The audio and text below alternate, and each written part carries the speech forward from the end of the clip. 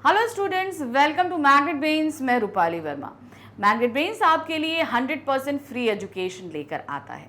यानी कि आप हमारे चैनल पर आएंगे तो यहाँ पर आपको कोई भी वीडियो या किसी भी सब्जेक्ट, किसी भी क्लास का वीडियो देखने के लिए ना ही कोई पेमेंट करनी है, ना ही कोई कूपन लेना है और ना ही किसी तरह के पैकेज को परचेज करना है। यहाँ पर सिर्फ आपको अपनी समस्याओं के साथ आना है और हमसे समाधान देकर जाना है। तो यहाँ पर आपको जितना भी वीडियो मिल रहे हैं सभी 100% फ्री मिल रहे हैं। यानी कि मैग्नेट ब्रेन्स आपको 100% फ्री एजुकेशन दे रहा है। अब आपकी स्टडीज़ को और अच्छा बनाने के लिए हम बुक्स और ई बुक्स लेकर भी आए हैं। अब ये जो बुक्स और ई बुक्स हम आपके लिए लाए हैं, ये आपको किंडरगार्टन से लेकर क्लास 12 तक के सभी सब्जेक्ट्स के लिए मिल रही हैं। इसमें कंटेंट हमने बहुत अच्छा रखा है ताकि आपको हर एक चीज़ बहुत अच्छे से समझ में आए। साथ ही साथ हमने इसे और ज़्यादा असरदार बनाने के लिए इसे अलग अलग कैटेगरीज में डिवाइड किया है। जैसे कि आपकी थ्योरी बुक्स हो गई, आपकी एमसीक्यूज बुक हो गई, सैम्पल पेपर सोल्यूशन बुक्स हो गई, आपका कंप्लीट चैप्टर रिवीजन बुक हो गई। तो मतलब हर एक कैटेगरीज हमने अलग अलग कर दी है, जिससे आप अपनी पढ़ाई को और ज़्यादा अच्छे तरीके से कर सकें। अब आता है कि ये बुक्स आपको मिलेंगी कैसे। तो ये बुक्स प्राप्त करने के लिए आपको नीचे डिस्क्रिप्शन बॉक्स में एक फॉर्म दिया गया है। आपको वो फॉर्म फिल करना है। तो आप फिल कर जैसे ही सबमिट करेंगे, हमारी टीम आपसे इसके रिगार्डिंग कांटेक्ट करेगी। बस आपको इतना करना है। तो अब जैसे कि आप देख रहे हो कि आज का जो हम वीडियो लाए हैं, ये है मैग्नेट ब्रेन्स टेस्ट पेपर।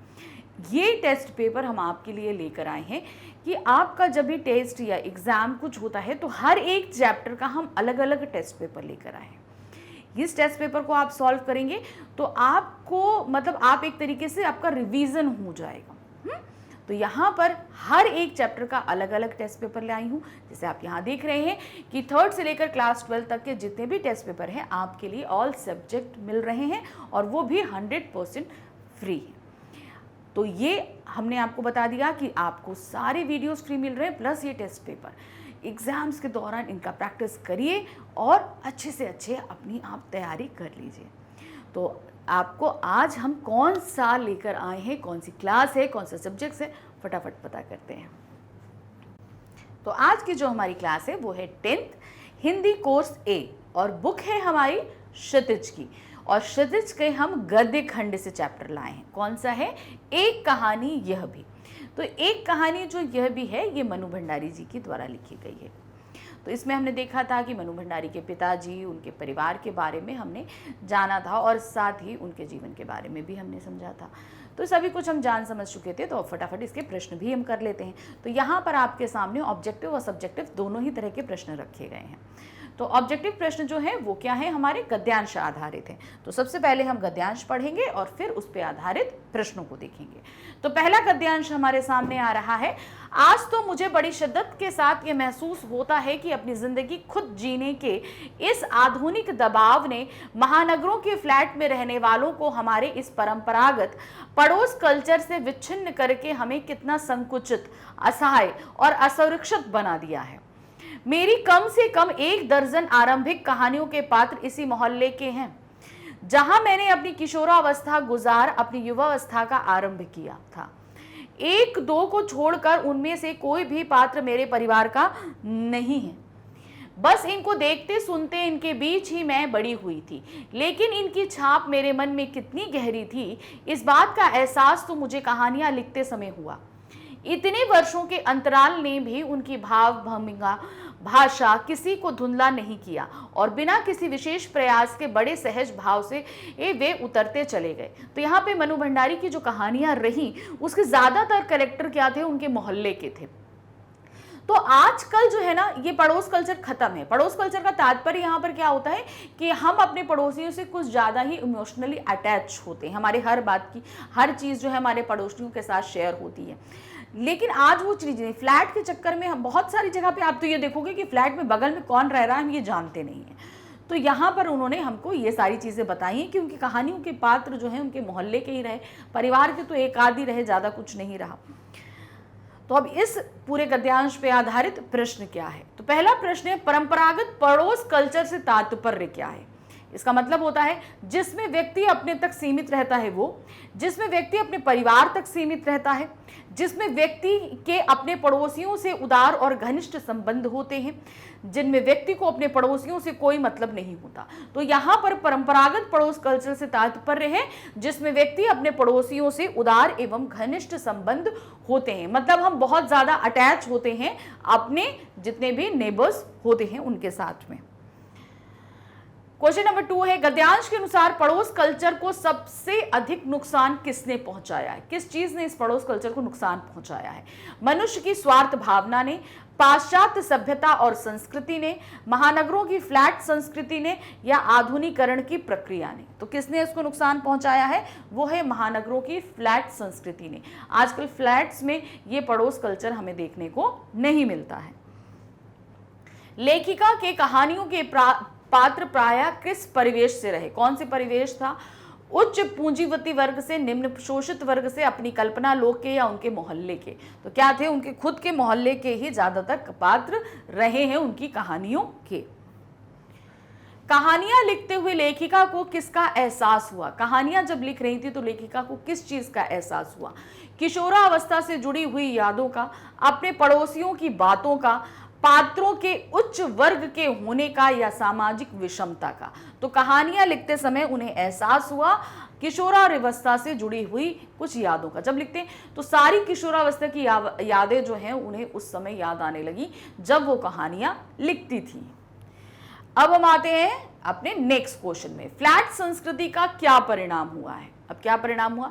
हमारी सोच विस्तृत एवं व्यापक हो गई है, हम एक दूसरे से दूर हो गए हैं, हम स्वयं के विषय में सोचना भूल गए हैं, या उपरोक्त सभी? तो यहां पर क्या हुआ है? हम एक दूसरे से दूर हो गए हैं। अब हम पड़ोसियों से भी इतना, मतलब आप यकीन मानेंगे कि आपके पड़ोस में कौन रह रहा है फ्लैट्स में, ये तक लोगों को पता नहीं होता है। तो हम बहुत दूर होते जा रहे हैं इस फ्लैट संस्कृति के कारण। अब हमारे पास दूसरा गद्यांश, इसको भी ध्यान से पढ़ेंगे और फिर इस पे आधारित प्रश्नों को करेंगे। शीला अग्रवाल ने साहित्य का दायरा ही नहीं बढ़ाया था, बल्कि घर की चारदीवारी के बीच बैठकर देश की स्थितियों को जानने समझने का जो सिलसिला पिताजी ने शुरू किया था, उन्होंने वहां से खींचकर उसे भी स्थितियों की सक्रिय भागीदारी में बदल दिया था। सन 46 और 47 के दिन वे स्थितियां, उसमें वैसे भी घर में बैठे रहना संभव था भला? प्रभात फेरियां, हड़तालें, जुलूस, भाषण हर शहर का चरित्र था, और पूरे दम खम और जोश खरोश के साथ इन सब से जुड़ना हर युवा का उन्माद। मैं भी युवा थी, और शीला अग्रवाल की जोशीली बातों ने रगों में बहते खून को लावे में बदल दिया था। स्थिति यह हुई कि एक बवंडर शहर में मचा हुआ था और एक घर में। तो किस तरीके से 1946-47 के आसपास जो है चारों तरफ बस आज़ादी की धुन थी लोगों के अंदर, और किस तरीके से उसमें हमारी लेखिका शामिल थी और इसमें उनकी मदद कर रही थी उनकी शिक्षिका शीला अग्रवाल जी।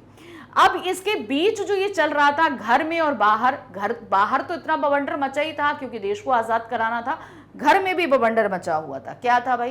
पिताजी की आज़ादी की सीमा यहीं तक थी कि उनकी उपस्थिति में घर में आए लोगों के बीच उठूं बैठूं जानूं समझूं, हाथ उठा उठा कर नारे लगाती, हड़तालें करवाती, लड़कों के साथ शहर की सड़कें नापती लड़की को अपनी सारी आधुनिकता के बावजूद बर्दाश्त करना उनके लिए मुश्किल हो रहा था। तो किसी की दी हुई आज़ादी के दायरे में चलना मेरे लिए, जब रगों में लहू की जगह लावा बहता हो तो सारे निषेध, सारी वर्जनाएं और सारा भय जैसे ध्वस्त हो जाता है। यह तभी जाना, और अपने क्रोध से सबको थरथरा देने वाले पिताजी से टक्कर लेने का जो सिलसिला तब शुरू हुआ, राजेंद्र की शादी की, तब तक यह चलता ही रहा। तो किस तरीके से यहाँ पर बता रहे हैं कि जो बवंडर आज़ादी की वजह से बाहर चल रहा था वो घर में भी चल रहा था।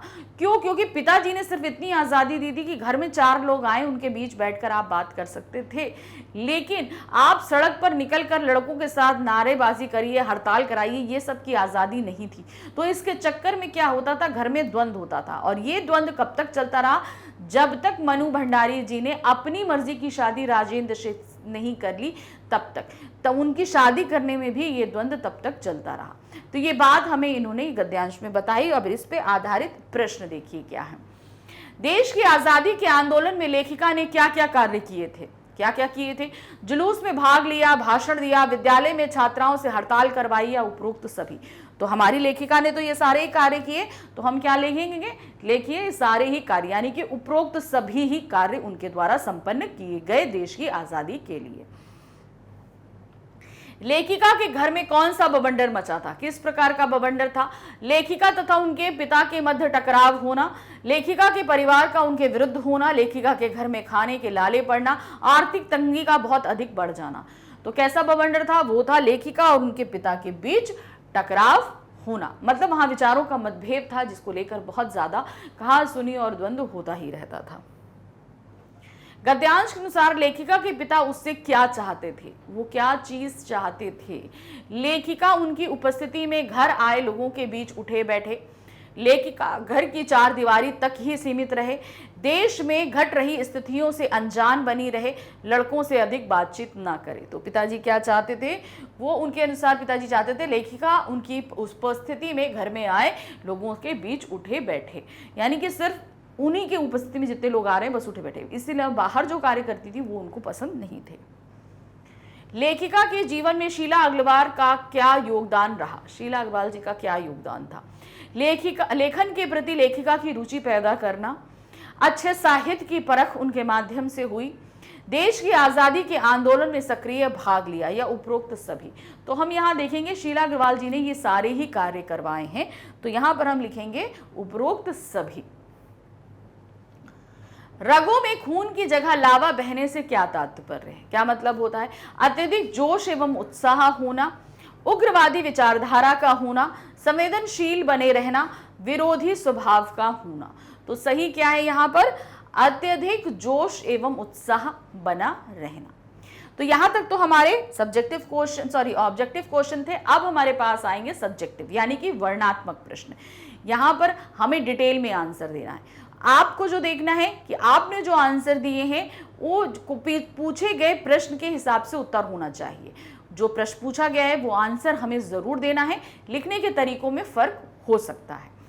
तो अब क्या है प्रश्न? एक कहानी यह भी पाठ में लेखिका का जन्म और यादों का सिलसिला कहां से आरंभ होता है और लेख में उनकी स्थिति किस रूप में अंकित होती है। तो इस पाठ में लेखिका की यादों का सिलसिला शुरू कहां से हुआ है, उनके जन्म से कहां से शुरू हुआ है, हमें वो सारी चीजें बतानी है, और इसकी स्थिति किस रूप में उन्होंने करी, किस रूप में उन्होंने हमें ये सारी चीजें बताई हैं। तो देखिए, एक कहानी यह भी लेखिका का जन्म मध्य प्रदेश के भानपुर गांव में हुआ था, किंतु उनकी यादों का सिलसिला अजमेर के ब्रह्मपुरी मोहल्ले में स्थित उस 2 मंजिला मकान से प्रारंभ होता है, जिसकी ऊपरी मंजिल के कक्ष में लेखिका के पिता अव्यवस्थित रूप से रखी पुस्तकों, पत्रिकाओं व समाचार पत्रों के मध्य पठन पाठन करते रहते थे, और नीचे अपनी माँ और भाइयों के साथ लेखिका रहती थी। तो कहाँ से ये प्रारंभ हुआ? उनका जन्म मध्य प्रदेश में हुआ, लेकिन उनकी यादों का जो सिलसिला था वो अजमेर से शुरू हुआ था। और किस तरीके से था? 2 मंजिल मकान था, ऊपर ही पिताजी थे, नीचे भाई बहन, और वो अपनी माँ के साथ यहाँ पर नीचे थी। तो इस तरीके से ये 2 मंजिला मकान से ही उनकी यादों का सिलसिला शुरू हुआ था, और इसी तरीके से उन्होंने उसे अपने पाठ में भी अंकित किया है। एक ओर वे बेहद कोमल और संवेदनशील व्यक्ति थे, तो दूसरी ओर बेहद क्रोधी और अहमवादी। इस वाक्य द्वारा लेखिका ने अपने पिता के व्यक्तित्व के किस पक्ष को उभारने का प्रयत्न किया है? भाई थे, बहुत अच्छे थे, लेकिन चूंकि आर्थिक तंगी के कारण उनके अंदर अहम और ये सारी चीज़ें जो भर गई थी वो भी था। तो उन्होंने इस वक्तव्य द्वारा उनके इन दोनों ही रूपों को यहाँ पर उजागर किया है। देखिए क्या है, इस वाक्य द्वारा लेखिका ने अपने पिता के व्यक्तित्व के उन पक्षों को उभारने का प्रयत्न किया है जिसके कारण वह एक कोमल और संवेदनशील व्यक्ति से क्रोधी और अहमवादी बन गए। मतलब बहुत ही सॉफ्ट हार्टेड व्यक्ति थे, लेकिन परिस्थितियों ने उन्हें ऐसा नहीं रख छोड़ा। वो बिल्कुल ही मतलब एग्रेसिव पर्सन के रूप में बदल चुके थे। लेखिका स्पष्ट करती हैं कि उनके पिता आरंभ में कांग्रेस के साथ साथ समाज सुधारकों के कामों में जुड़े हुए थे। उन्होंने घर पर रहकर 8-10 विद्यार्थियों को पढ़ाया भी था। बाद में अपनों के हाथों विश्वासघात की चोट खाकर वे शक्की स्वभाव के हो गए, किंतु आर्थिक परेशानियों के बावजूद उन्होंने कभी अपने स्वाभिमान को नीचे नहीं गिरने दिया। तो कहने का तात्पर्य क्या था, जब अपने चोट करते हैं ना तो बहुत तकलीफ होती है, तो उन चोट ने उनको जरूर चोट पहुंचाई, लेकिन अपने अहम को उन्होंने कभी भी मतलब नीचे नहीं होने दिया, अपने स्वाभिमान को बनाए उन्होंने रखा था। एक कहानी यह भी पाठ के आधार पर लेखिका के पिता के सकारात्मक और नकारात्मक गुणों का उल्लेख कीजिए। देखिए, उनमें कुछ पॉजिटिव थिंग्स भी थी और कुछ निगेटिव भी थी। वो एक तरीका से बेटी को बढ़ावा भी दे रहे थे, आप साथ में उठने बैठने का, उनके जितने लोग हैं, ताकि वो देश की परिस्थितियों के बारे में जान सके, लेकिन दूसरी ही तरफ क्या कहते हैं वो निगेटिव भी थे। तो वो दोनों ही पहलू हमें यहाँ पर परिस्थिति जन्य तरीके से निकाल के रखने हैं। देखिए, आप इस तरीके से इसको लोग, इसे हम अलग अलग तरीके से बताएंगे, सकारात्मक भी गुण बताएंगे और दूसरी हेडिंग में हम नकारात्मक गुण भी बताएंगे। देखिए कैसे। एक कहानी यह भी पाठ के आधार पर लेखिका के पिता के गुणों का परिचय निम्नलिखित है। तो सबसे पहले हम बता रहे हैं पॉजिटिव, जिस उसमें पूछा गया, जैसे पहले सकारात्मक पूछा गया तो हम सकारात्मक बताएंगे। लेखिका के पिता अजमेर आने से पूर्व आर्थिक रूप से खुशहाल थे। वे जरूरतमंदों की आवश्यकता अनुसार मदद भी करते थे। वे एक दरिया दिल इंसान थे, किसी के भी दुख से द्रवित हो जाते थे। इस प्रकार उनमें संवेदनशीलता भी विद्यमान थी। अतः हृदय की कोमलता, संवेदनशीलता, दरिया दिली जैसे सकारात्मक गुण उनके अंदर थे। तो ये जो पॉजिटिव चीजें थी वो उनके अंदर थी। कब तक थी? जब तक वो अजमेर नहीं आए थे तब तक। फिर क्या हुआ? नकारात्मक गुण, क्योंकि वहां से अपनों द्वारा जो चोट खाए तो चीजें वहां से बदल जाती हैं। क्या हुआ? खराब आर्थिक स्थिति के कारण लेखिका के पिता में नकारात्मक गुणों का समावेश हो गया। सभी पर आंख मूंदकर विश्वास करने के उपरांत अपने ही लोगों द्वारा विश्वासघात किए जाने से उन्हें आघात पहुंचा और वे शक्की बन गए तथा छोटी छोटी बातों पर क्रोध करते। अतः वे क्रोधी, अविश्वासी, शक्की स्वभाव उनके अंदर नकारात्मक गुणों को दर्शाता है। तो क्या हुआ? हालातों ने उन्हें क्या किया? सकारात्मक गुण उनके अंदर बहुत कम कर दिए और नकारात्मक गुणों को उभार कर बाहर ले आई। तो ये सभी किस चीजें हुई? ये सब परिस्थितियों जन्य तरीकों से हुआ। मतलब परिस्थितियां जब अच्छी थी तो उनके अंदर बहुत सारे सकारात्मक गुण थे, लेकिन जैसे जैसे उनके साथ विश्वासघात हुआ, ये सारी चीज़ों ने हर किसी पे उनका विश्वास करना बंद कर दिया और वे एक शक्की इंसान बनते चले गए और इसी के कारण उनके अंदर क्रोध भी हो गया था। नेक्स्ट क्वेश्चन है, लेखिका मनु भंडारी के मन में उपजी हीनता की ग्रंथि का क्या दुष्परिणाम हुआ? पठित पाठ के आधार पर बताइए। भाई, वो थोड़ी सांवली थी, देखने में अच्छी नहीं थी, तो उनकी बहन को ज़्यादा अप्रिशिएट किया जाता था, उनको अप्रिसिएशन नहीं मिलता था। ये चीज़ ने उन्हें क्या हुआ था, जो है हीनता से ग्रस्त कर दिया था। तो ये चीज़ आपको यहाँ पर लिखनी है। तो देखिए क्या है, पिता द्वारा लेखिका की अपनी बहन सुशीला की तुलना करने का यह दुष्परिणाम हुआ कि उसने लेखिका के मन में हीन भावना भर दी।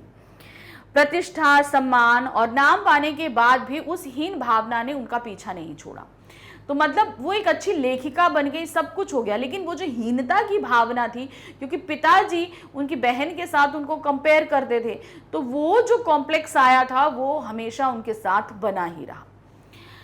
जब कोई उनकी प्रशंसा करने लगता तो वह संकोच से स्वयं को लज्जित अनुभव करने लगती और उसे अपनी उपलब्धि पर हमेशा शंका ही बनी रहती। मतलब इतना ज़्यादा वो हीन भावना को झेल चुकी थी कि आज वो इतना फेमस हो चुकी थी, लोग प्रशंसा भी कर दे तो वो इतना खुलकर उस चीज़ को एक्सेप्ट नहीं कर पाती थी और ना ही उसे एक्सप्रेस कर पाती थी। तो ये चीज़ जो है ना उनके अंदर हमेशा बनी रही। कौन सी चीज़? हीनता की भावना। लेखिका की मां के चरित्र की कौन सी विशेषताएं उन्हें एक प्रताड़ित गृहिणी सिद्ध करती है? कौन सी ऐसी चीजें हैं जो उनके प्रताड़ित जो गृहिणी होती है वो?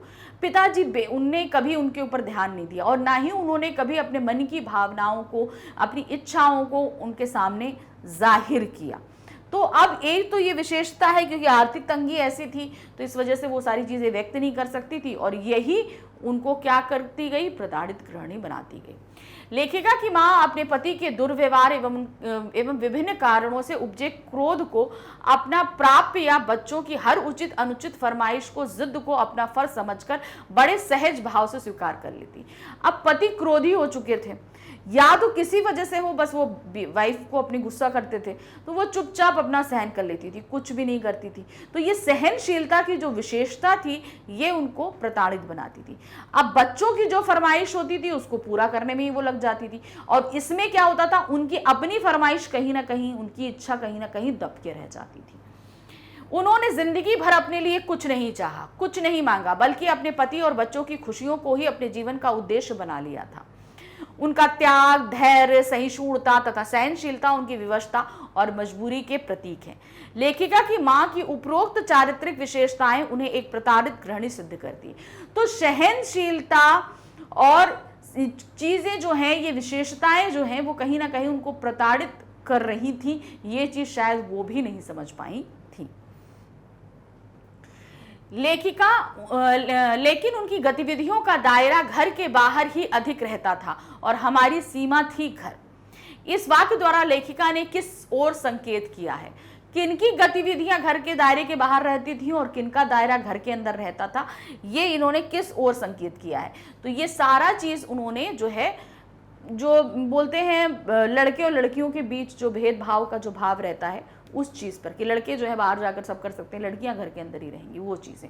उपरोक्त कथन के माध्यम से लेखिका परोक्ष रूप से लड़के लड़कियों के प्रति समाज में भेदभाव पूर्ण दृष्टिकोण को पर प्रकाश डालती है, कि मतलब लड़कियों का दायरा कहाँ है, घर के अंदर है, और लड़के का दायरा घर के बाहर तक है। समाज जहां एक और बचपन से ही लड़कों को आजादी प्रदान करता है, वहीं दूसरी ओर प्रारंभ से ही लड़कियों को तमाम नियम कानूनों में बांधकर उनकी दुनिया घर परिवार तक ही सीमित कर देता है।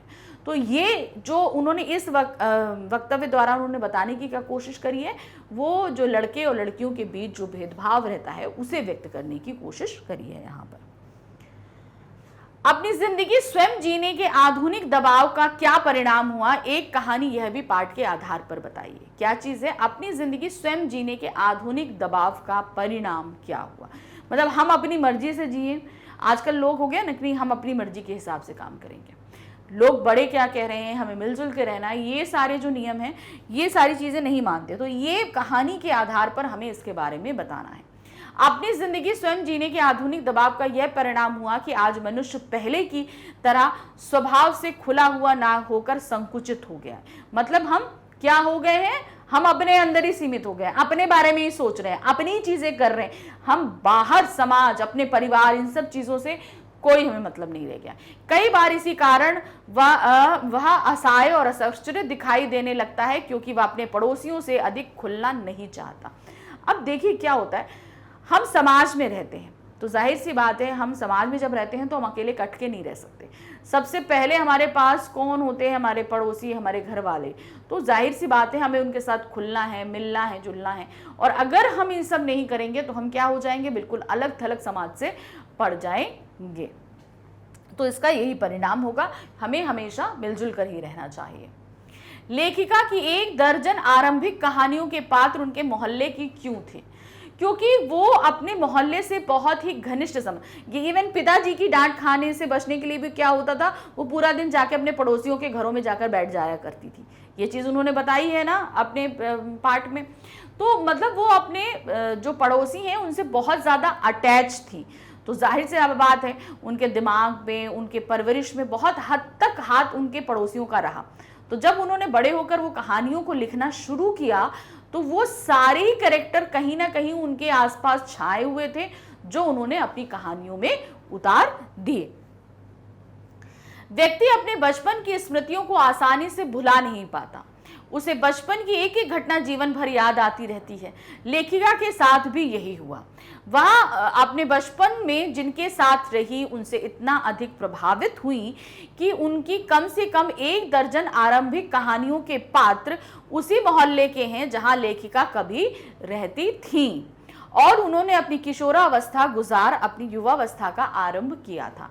तो मतलब वो जो उन्होंने बचपन में सारी यादें जी थी वो उस चीज़ से अपने आप को कभी अलग नहीं कर पाई और हमेशा उसी से जुड़े रहने के कारण हमेशा अब वो जब बड़ी हुई तो उन्होंने वही कैरेक्टर अपनी कहानियों में उतार दिए।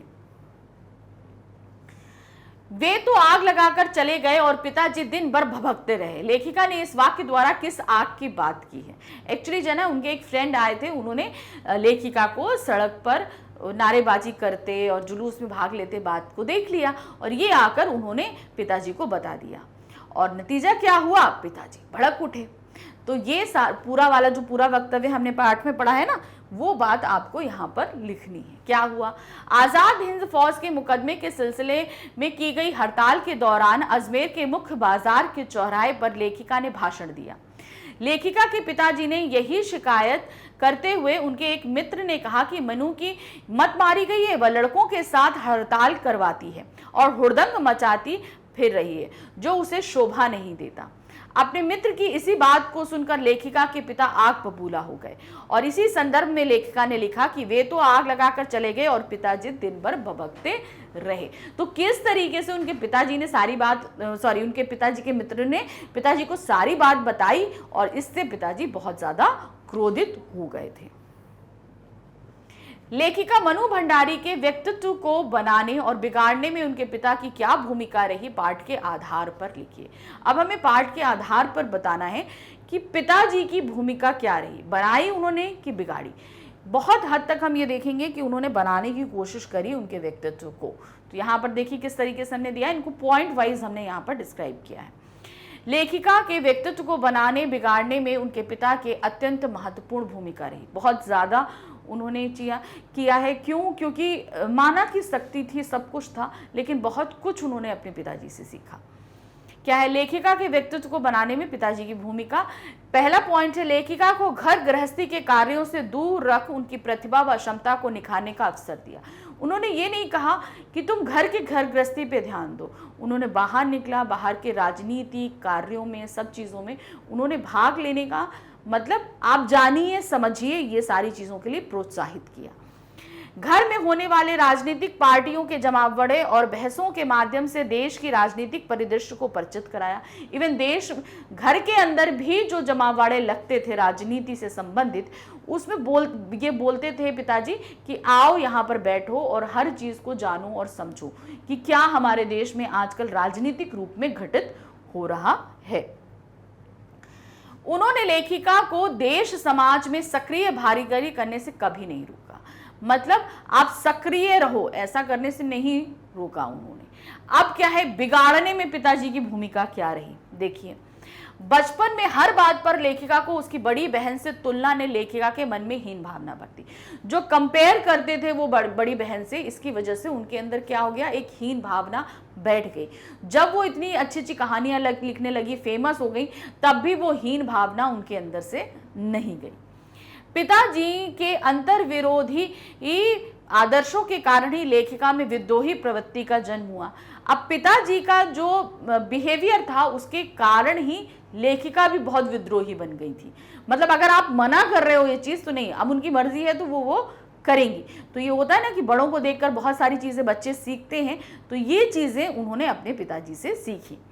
पिताजी द्वारा बात बात पर शक करने की आदत ने लेखिका को भी शक्की और क्रोधी बना दिया। अब ये जो बिहेवियर है उन्होंने अपने पिताजी से सीखा, तो शक करना, गुस्सा करना, ये सारी चीज़ें भी उनके अंदर आई। तो इस तरीके से जहां बनाने और बिगाड़ने के लिए जो जो पॉइंट्स रहे वो हमने दोनों यहाँ पर बता दी। इस तरीके से इस पार्ट के हमारा पूरा टेस्ट पेपर हमने यहाँ पर फटाफट आपको करा दिया। तो समझ में आ गया होगा कि किस तरीके से क्वेश्चंस पूछे जा रहे हैं और आई होप आपने इस तरीके से आंसर्स दिए भी होंगे। और जो कुछ भी थोड़ी बहुत चीज़ें नहीं हो पा रही है तो बस प्रैक्टिस करते रहिए, आप बहुत अच्छे से सारी आंसर्स को लिखने लगेंगे, इस चीज़ का हमें यकीन है। मैग्नेट ब्रेन्स अभी तक आपको 100% फ्री एजुकेशन दे रहा था। अब मैग्नेट ब्रेन्स आपके लिए बुक्स और ई बुक्स भी लेकर आया है। ये आपको किंडरगार्टन से लेकर क्लास 12 तक सभी सब्जेक्ट के लिए मिल रही है। कंटेंट इसमें अच्छा दिया जा रहा है और साथ ही साथ हम यहाँ पर आपकी सुविधा के लिए इसे अलग अलग कैटेगरीज में भी लेकर आए। जैसे कि हमने यहाँ पर आपके लिए थ्योरी बुक्स दे दी, आपको यहाँ पर जो है एमसीक्यूज बुक है, सैम्पल पेपर सोल्यूशन बुक है, तो मतलब अलग अलग कैटेगरीज में भी आपको ये सारी बुक्स मिल रही हैं। अब सवाल उठता है कि बुक्स हमें को मिलेंगी कैसे। उसके लिए नीचे डिस्क्रिप्शन बॉक्स में एक फॉर्म दिया गया है, आपको वो फॉर्म फिल करना है और सबमिट करना है। सबमिट करने के बाद हमारी टीम आपसे कांटेक्ट करेगी इसी के रिगार्डिंग। तो बस जो भी फॉर्मेलिटीज़ हैं उनको आप पूरा करिए और आप अपनी बुक प्राप्त कर सकते हैं। तो इस तरीके से हमने यहाँ पर एक टेस्ट पेपर और सॉल्व कर लिया। अभी आगे और भी चैप्टर है तो उनको सॉल्व करना बाकी है, तो आगे देखते रहिएगा। Thank you for watching, bye bye.